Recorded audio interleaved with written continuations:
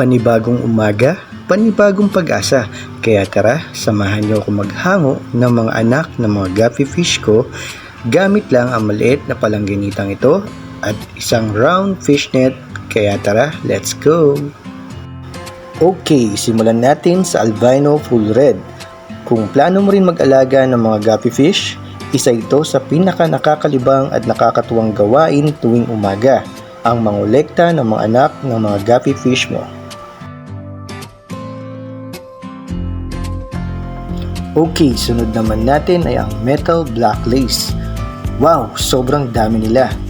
Imagine mo, bumili ka lang ng trio, pero kapag nag-anak sila, ay doble o triple pa ang babalik sa'yo.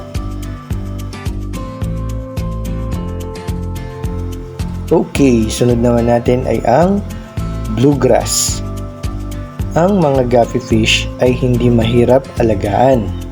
Ang kailangan mo lang gawin ay tamang pagpapakain, malinis na tubig, at maayos na lalagyan. Okay, ito lahat ang ating nakuha. Kung susumahin ay aabot ito ng 100 mahigit. Salamat sa iyong pagsama. Follow, like, and share this video. Okay?